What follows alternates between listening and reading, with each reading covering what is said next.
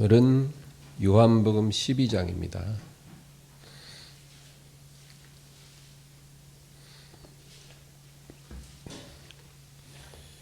요한복음 12장 23절부터 26절까지 다 같이 읽겠습니다. 예수께서 대답하여 이르시되 인자가 영광을 얻을 때가 왔도다. 내가 진실로 진실로 너희에게 이르노니 한 알의 밀이 땅에 떨어져 죽지 아니하면 한 알 그대로 있고 죽으면 많은 열매를 맺느니라. 자기의 생명을 사랑하는 자는 잃어버릴 것이요 이 세상에서 자기의 생명을 미워하는 자는 영생하도록 보존하리라. 사람이 나를 섬기려면 나를 따르라.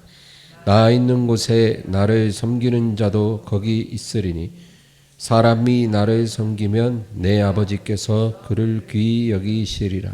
아멘.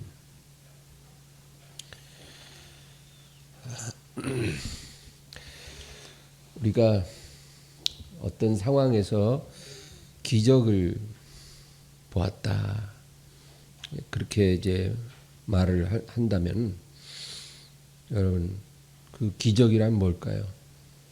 우리가 기적이라 그러면은 인간의 이성을 초월하고, 그렇죠? 어떤 과학을 초월한 초자연적인 어떤 현상, 그것이 기적이죠. 우리가 충분히 예측 가능하고 이해 가능한 것은 기적이라고 말하지 않아요. 근데 지금도 기적은 우리 주변에서 일어나고 있습니다. 성경은 전체가 다 기적으로 꽉 채워진 책이라고 봐도 과언이 아니에요.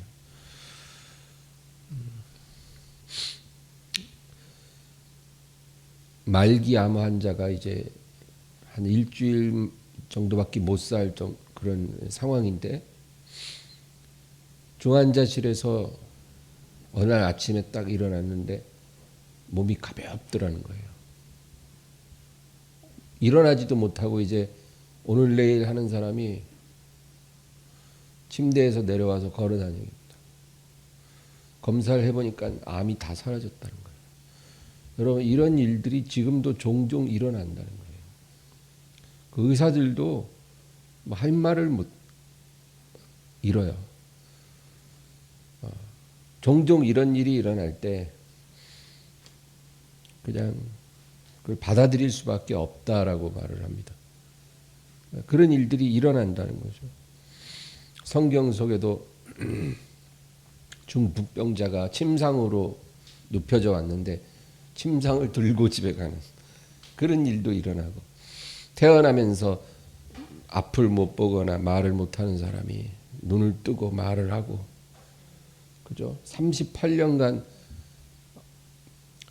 도병하는 사람이 일순간 치유되고,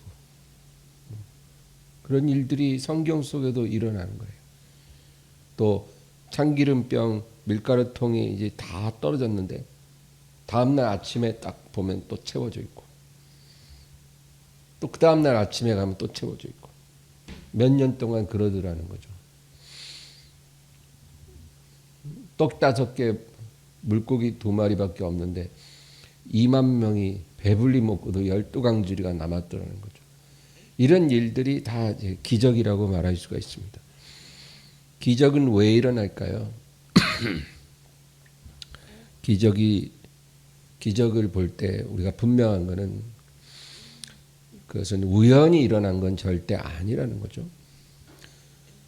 우연히 그런 일이 일어날 수는 없어요. 그것은 하나님의 손에서 나는 일입니다.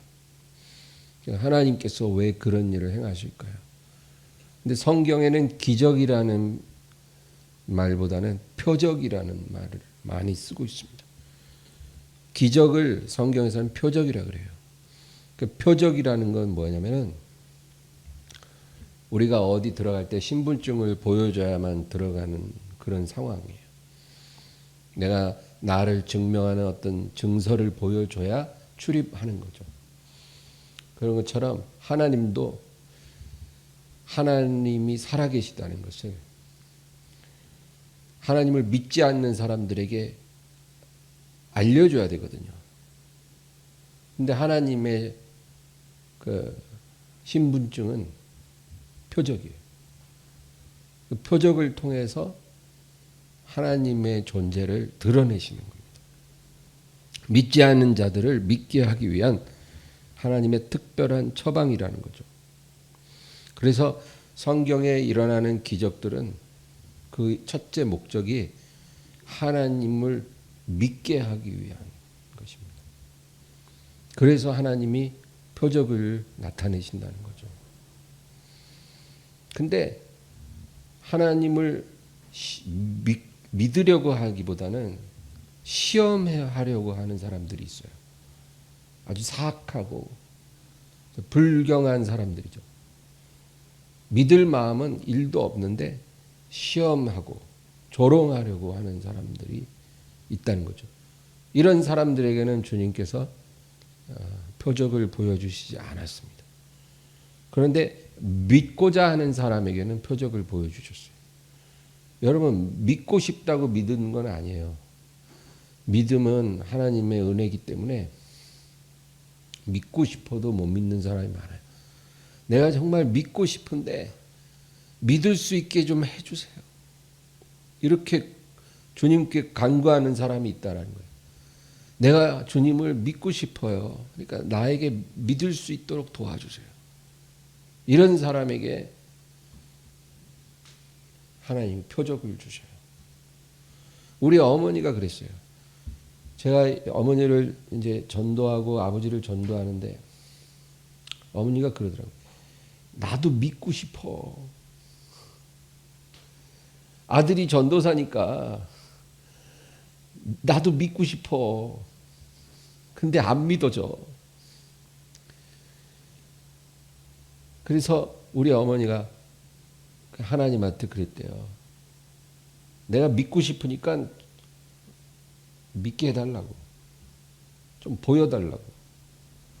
그런데 그러고 한 며칠 후에 꿈에서 하얀 손이 그 어머니 앞에 딱 내밀어지는데 그 손에 구멍이 뻥 뚫려 있더래요. 그래서 이게 뭐지 하고 어머니가 그 손을 이렇게 바라보고 잡았는데 딱 잡는 순간 아, 이게 예수님 손인가 이런 생각이 들더라는 거예요. 꿈에서. 근데 그 꿈을 딱 꾸고 나니까 그 다음부터는 진짜 그 예수가 믿어지더라는 거예요. 희한하게.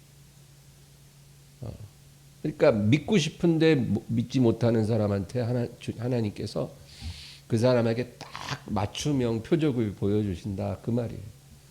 예. 그러나 시험하려는 자들은 표적을 주시지 않는다. 여러분 원래 믿음이란 보지 않고 믿는 게 믿음이잖아요. 그죠? 보고 믿으면 그게 무슨 믿음이에요. 지식이지. 근데 믿게 하려고 보여주신다는 거예요. 하나님이. 믿게 하려고 보여주셔요.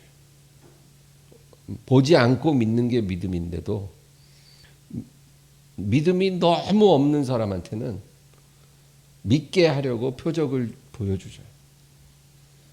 그러나 일단 믿고 나면 계속 그런 식으로는 하나님이 보여주시지 않아요. 일단 믿음이 뿌리를 내리기 시작하면 그때부터는 표적이 잘 안 나타나요.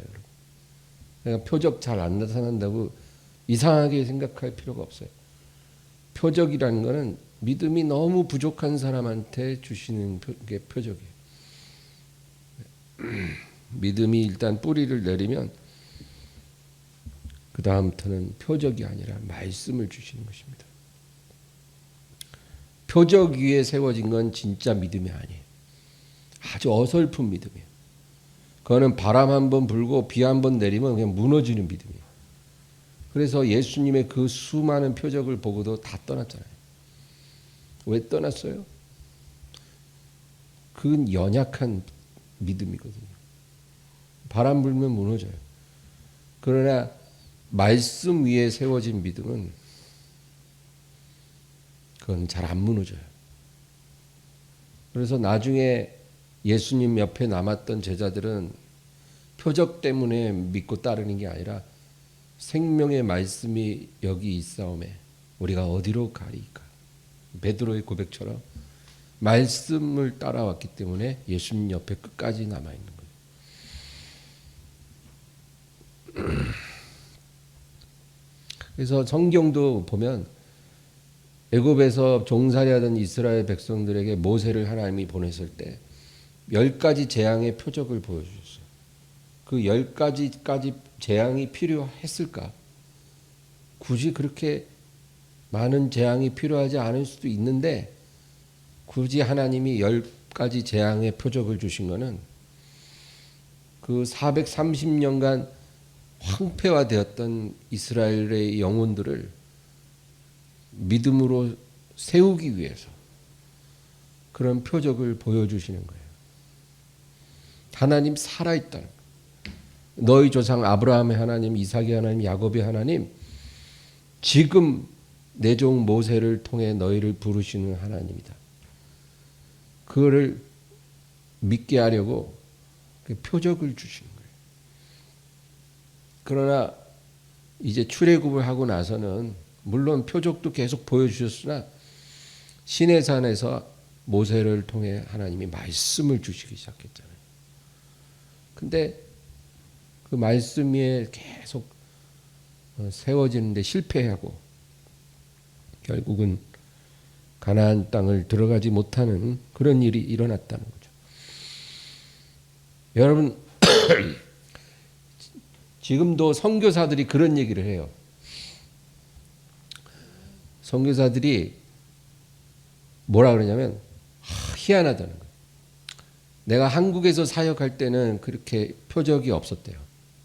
병자 기도해도 기도 잘 낫지도 않고 뭐 별다른 표적이 없었대요. 근데 선교지 원주민 사역하러 딱 가니까 그렇게 병이 잘 낫더래요. 기도하면 막 한국에서 사역할 때는 믿는 사람이 병 때문에 고통당하는 게 너무 안타까워서 기도해도 그렇게 잘 안 낫는데 선교지 가니까 믿지도 않고 우상 숭배하는 집에 신방 전도 신방 가갖고 그 아픈 사람 기도해도 병이 낫더래요. 그 병든 사람이 믿지도 않는데도. 그래갖고 야 내가 이런 능력이 있구나. 그래서 또 선교 대회 뭐 한국에 이렇게 오면은 또 안수하면 안 낫더래요. 그래서 희한하다는 거예요. 희한할 게 없어요. 그 성경적인 거예요.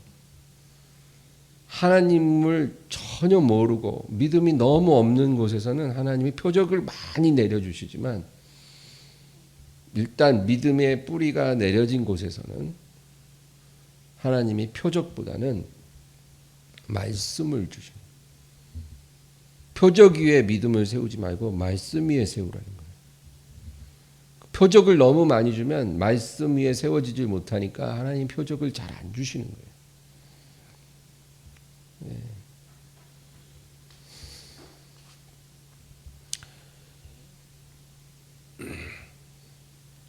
어린아이가 아주 어릴 때 3살, 5살 때는 집에서 엄마랑 놀아요. 그죠? 어릴 때는 엄마랑 놀죠. 그러나 한 7살 넘어가면 그때는 애가 밖에 나가서 친구들하고 놀아야 돼요. 이제는 성장한 만큼 환경도 달라져야 돼요. 7살 되고 10살 되고 12살 됐는데도 친구들이랑 놀 줄 모르고 엄마랑 집에서만 노는 아이라면 그 아이를 엄마가 잘못 기른 거예요. 그렇게 기르면 안 되는 거예요. 성장하면 거기에 맞게 하나님도 우리를 그 성장에 맞게 기르시는 거예요. 아주 어릴 때는 표적을 통해서 믿음을 만들어 주시고 그리고 어느 정도 성장하면 말씀 위에 믿음이 뿌리를 내리도록 이끌어 가십니다. 그래서 여러분 이 은사 집회가 있잖아요. 막 성령 받게 하고 병 고치고 그런 은사 집회도 물론 건전한 은사 집회가 있어요. 네. 근데 그런 데 가서 우리가 성령 체험하고 병 고침을 받는 건 뭐 나쁠 거 없어요. 근데 거기서 그렇게 은혜를 체험하고 나서 이제 자기 교회에 가서 하나님 말씀으로 양육을 받아야 돼요. 그리고 깊은 기도 생활을 들어가야 돼요. 그냥 주여 주여 삼창하고 3분 기도하고 딱 끝나는 그런 기도 말고 그냥 주구장창 1시간 2시간 하나님 앞에 깊은 기도 들어가는 그런 기도를 할 수 있어야 된다. 그 말이에요. 그러니까 우리의 믿음이 성장하면서 그 주변 환경도 달라져야 되는 거예요. 근데 간혹 보면은 은사 집회나 어떤 기도원 가갖고 은혜 받고 나서 거기서 안 내려오는 사람들이 있어요. 계속 거기 있는 거예요. 그 뭔가 그 감정적으로 짜릿짜릿한 그게 너무 좋으니까 계속 그 맛을 보고 싶어서 거기서 안 내려온. 그러면은 그 믿음이 성장하지를 않는 거예요. 계속 표적 보고 싶어하고 어떤 감정적인 느낌 따라가고 그러면 안 돼요. 말씀 위에 세워져야 돼요.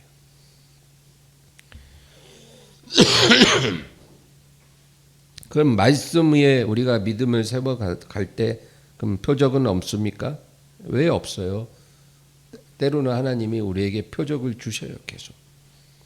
근데 이 표적은 믿음을 위한 표적이 아니고 하나님의 영광을 위한 표적입니다. 표적이지만 우리에게 믿음을 주시기 위한 표적이 아니라 하나님의 영광을 드러내기 위해 우리를 통해 하나님이 영광 받으시기 위해 표적을 주신다는 거죠. 그런 표적이 우리 삶에 계속 있기를 주의 이름으로 축원합니다. 오늘 본문 23절을 보면 23절을 다 같이 읽어볼까요? 예수께서 대답하여 이르시되 인자가 영광을 얻을 때가 왔도다. 인자가 영광을 얻을 때가 왔도다. 예수님이 이 말씀을 할 때 아마 제자들은 이제 주의 영광을 나타내시기 위해 또 어떤 표적을 나타내시려나 이런 기대감을 또 가졌겠죠.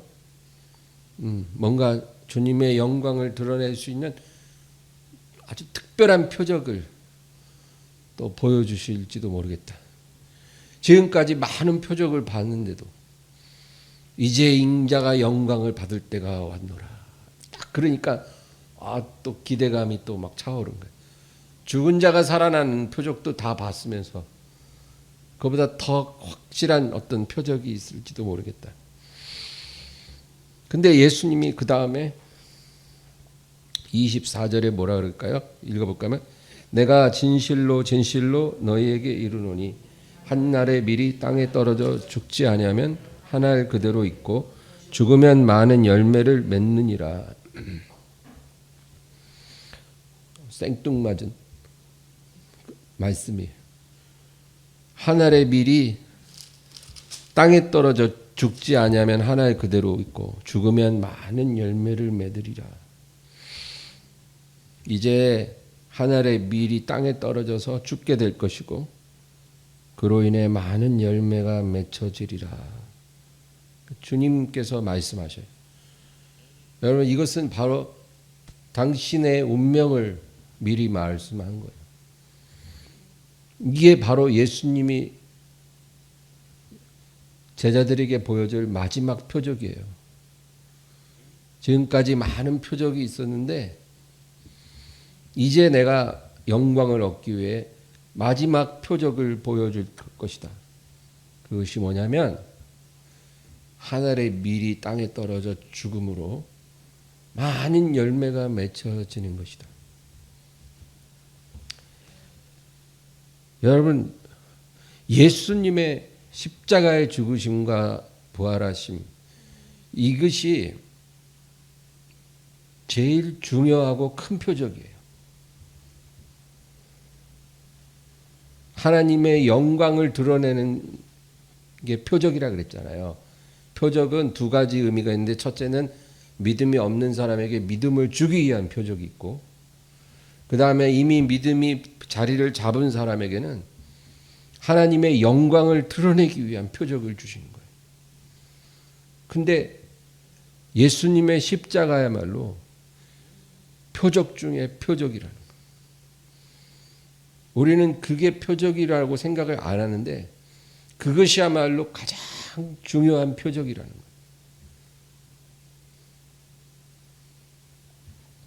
그래서 바리새인들이 예수님에게 당신이 정말 하나님의 아들이면 하늘에서 내려오는 어떤 표적을 지금 보여주시오.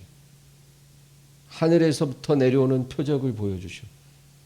마치 뭐가 연상이 돼요? 갈멜산에서, 그죠? 갈멜산에서 엘리야의 제단에 하늘에서 불이 내렸잖아요. 그런 거를 우리에게도 보여달라는 거예요. 그러면 당신이 하나님의 아들 그리스도인 것을 우리가 믿을 수 있을 것 같습니다. 그러니까 예수님이 뭐라냐면 악하고 음란한 세대가 표적을 찾는데, 그러니까 너희들은 믿을 마음도 없으면서 하나님을 시험하려고 지금 표적을 구하는데, 내가 너희에게 요나의 표적 외에는 보여줄 표적이 없느니라. 그런데 요나의 표적이 뭐냐면, 요나가 밤낮 물고기 뱃속에 3일간 있다가 다시 살아난 것처럼 인자도 그와 같으리라. 그거거든요. 그러니까 요나의 표적이라는 것은 바로 예수님의 십자가 표적을 말하는 거예요. 예수님이 십자가에 죽으시고 3일 만에 살아나셨잖아요. 바로 그 표적을 내가 너희에게 보여줄 것밖에 없다는 거예요. 그 표적이야말로 진짜 제일 중요한 표적이거든요. 내가 너희들에게 줄 표적은 바로 이것밖에는 없다. 정말 믿고 싶은 사람들한테는 뭐 문둥병자 낫는 표적, 뭐 무슨 오병의 표적, 여러 가지 표적도 하나님이 주시긴 하지만, 그러나 진정한 표적은 바로 십자가의 표적이었다는 거예요. 그 표적을 내가 너희에게 주노라. 그 표적을 보고 하나님께 돌아와서 하나님께 모든 영광을 돌릴 수 있는 사람이면 영생을 얻을 것이고, 그 표적을 보고도 믿지 못하는 사람은 멸망을 당하게 될 것이다. 그 말씀인 거예요. 그래서 25절, 26절을 다 같이 읽어볼까요? 자기의 생명을 사랑하는 자는 잃어버릴 것이요, 이 세상에서 자기 생명을 미워하는 자는 영생하도록 보존하리라. 사람이 나를 섬기려면 나를 따르라. 나 있는 곳에 나를 섬기는 자도 거기 있으리니, 사람이 나를 섬기면 내 아버지께서 그를 귀히 여기시리라. 아멘. 그리고 예수님이 이제 제자들에게 말씀하는 거예요. 저는 이 25절을 읽고 또 읽었어요. 정말 여러분도 이 구절을 깊이 묵상해 보시기 바랍니다. 자기의 생명을 사랑하는 자는 잃어버릴 것이요, 이 세상에서 자기 생명을 미워하는 자는 영생하도록 보존하리라. 예수님은 제자들에게 너희가 정말 가장 큰 표적을 보기를 원한다면 살려고 하지 말라는 거예요. 이 세상에서. 너희가 이 세상에서 자기 생명을 사랑한다면 너희는 잃어버릴 것이고, 너희가 자기 생명을 이 세상에서 미워하면 너희는 영생하게 되리라. 살려고 하지 말고 죽으라는 거예요. 살려고 하지 말고 죽으라. 여러분, 그러면 내 삶에서 십자가의 표적을 우리가 보게 된다는 거예요. 우리는 예수님이 2000년 전에 보여주신 그 표적도 믿지만, 지금 내 삶에서 똑같은 표적을 하나님이 보여주시기 원하시는데 너희가 정말로 그 큰 표적을 보고 싶다면 네 인생에서 네 삶에서 너를 통해서 그 표적을 보고 싶다면 살려고 하지 말고 죽으라는 거예요. 네가 만약에 네 생명을 사랑하고 살려고 하면 너는 죽을 것이고 네가 정말로 네 생명을 미워해서 죽으려고 하면 너는 영생을 얻게 될 것이다. 여러분 이 말씀을 항상 기억하며 살기를 바랍니다. 그리고 26절에 사람이 나를 섬기려면 나를 따르라.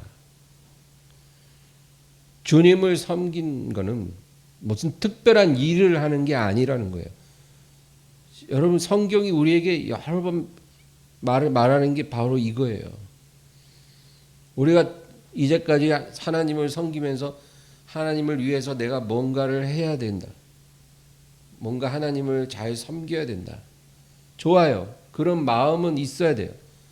그런데 하나님을 잘 섬기려면 어떻게 하는 것인가? 그럴 때 우리가 잘못 생각하는 거예요. 근데 예수님이 뭐라 그러냐면 사람이 나를 섬기려면 나를 따르라. 뭘 특별한 일을 하려고 하지 말고 뭘 드리려고 하지 말고 그런 거는 중요한 게 아니라는 거예요. 그건 본질이 아닌 거예요. 주님을 섬김의 본질이 아니에요. 주님을 섬김의 본질은 주님을 따르는 거예요.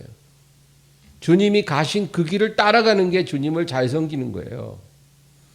주님이 십자가를 향해 나아가는데 우리는 반대편으로 가면서 주님 제가 돈 많이 벌어서 교회 하나 지어드릴게요. 뭐 이런 식으로 우리가 생각한다면 그거는 정말 주님이 원하는 섬김이 아니었다는 거예요.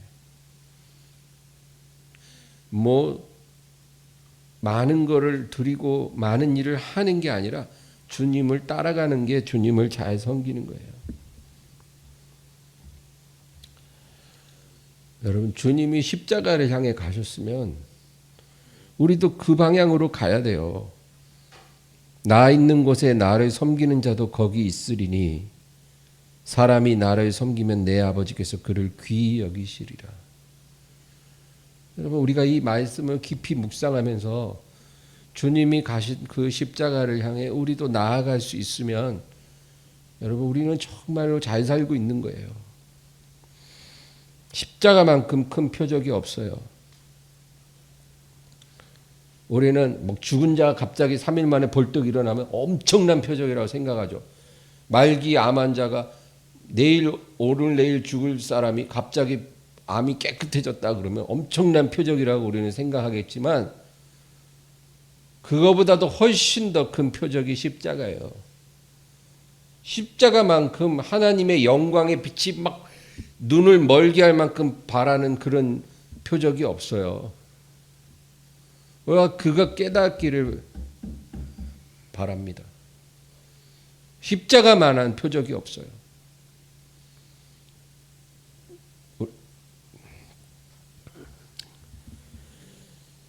주님께서 십자가에 못 박이셨다는 것은 그냥 심심해서 거기서 죽으신 게 아니라 나를 위해서 죽은 거예요. 나를 위해서. 우리가 그게 믿어져야 돼요. 그리고 우리가 그것을 믿을 때 그것을 믿는 순간 내 옛사람도 예수님과 같이 거기에 못 박혔다는 사실을 알아야 돼요. 내가 이제까지 하나님 없이 살던 그 내 옛사람 그게 바로 예수님 못 박인 그 자리에 같이 못 박혔어요. 그리고 예수님 다시 살아나실 때 우리도 다시 살아났다는 거. 여러분 그 사실이 믿어지기를 주의 이름으로 축원합니다. 그리고 그뿐만 아니라 우리는 날마다 우리가 있는 그 자리에서 십자가를 바라봐야 돼요. 내 가정에서 십자가를 바라봐야 돼요. 여러분 가정에 있을 때도 우리가 바라보는 시선은 십자가로 가야지 다른 데로 가면 안 돼요. 물론 남편이 있고 아내 있고 애들 있고 사랑하는 가족들이 있죠. 그러나 우리 마음의 눈은 십자가를 바라봐야 돼요. 우리가 일터에 있을 때도 여러 가지 일을 열심히 해야 돼요. 그러나 그러면서도 우리 마음의 눈은 십자가를 향해야 돼요. 우리가 어디 있든지 어떤 상황에 있든지 우리는 십자가를 바라봐야 되는 거예요. 그리고 그 십자가에 내 정욕과 내 혈기와 내 욕심과 이 세상 자랑과 그리고 모든 거짓된 마음, 허영심 그런 것들을 우리가 매일매일 못 박아야 돼. 거기다. 예수님과 나는 함께 옛사람이 십자가에 못 박혔지만 그냥 그것이 과거의 일회성 사건으로 끝나는 게 아니고 매일매일 내가 있는 그 자리에서 십자가를 바라보면서 내 정욕을 거기다 못 박으라는 거예요. 물론 우리가 그게 매일 성공할 수는 없어요.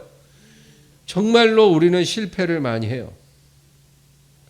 실패 많이 한다고 좌절하지 말고 낙심하지 말고 주님도 우리 체질을 아시기 때문에 우리를 긍휼히 여기세요.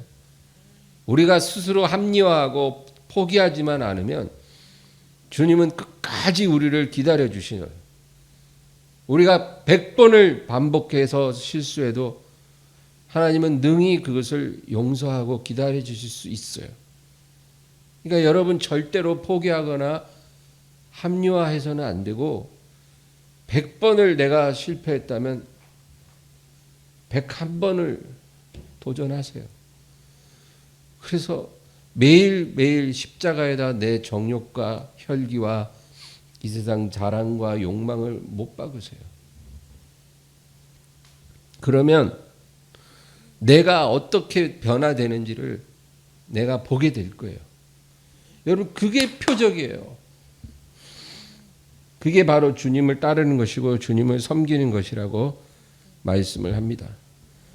그래서 우리가 처음에 예수님을 모를 때는 하나님이 우리에게 아주 자극적인 어떤 표적도 보여주실 수가 있지만 우리가 이제 말씀에 뿌리를 내리고 믿음이 세워지기 시작하면 그런 표적보다는 하나님의 말씀이 성령의 확신으로 우리에게 오는 것, 그게 더 우리에게 보배롭다라는 걸 우리가 깨닫게 되고, 그리고 하나님이 우리에게 주시는 표적들 중에도 가장 중요한 표적이 바로 날마다 십자가에 내 정욕과 옛사람을 못 박는 것. 그것이야말로 정말로 중요한 표적이라는 것을 우리가 깨달을 때 우리가 정말 하나님의 영광을 담는 그런 사람으로 세워지리라고 믿습니다. 이게 오늘 본문이 우리에게 말하는 거예요. 오늘 여러분 집에 가시면 요한복음 12장을 천천히 한번 읽어보세요. 전체가 다 너무나 귀한 말씀. 요한복음은 복음서 중에서도 제일 어려워요. 제일 어렵다는 것은 믿음이 성숙한 사람을 위해 쓰여진 복음서라는 거예요. 깊이가 굉장히 깊어요. 내용이 굉장히 풍성해요. 그래서 여러분 특별히 요한복음을 많이 읽으시고 오늘 12장 말씀 돌아가서 주무시기 전에 꼭 정독하시고 묵상하시기를 바랍니다. 하나님 아버지, 우리에게 표적을 주심으로 하나님의 영광을 나타내 주신 것을 감사합니다. 그 표적 중에 표적이 바로 주님 못 박히신 십자가인 것을 믿고 그 십자가를 날마다 바라볼 수 있게 해 주시옵소서. 그 십자가를 통해 내 자신이 못 박히게 해 주시고, 그래서 우리 자신이 주님 안에서 온전한 모습으로 날마다 변해갈 때 그것이야말로 하나님께서 가장 기쁘게 영광 받으시는 표적이 된다는 것을 알게 해 주시옵소서. 예수님의 이름으로 기도합니다. 아멘.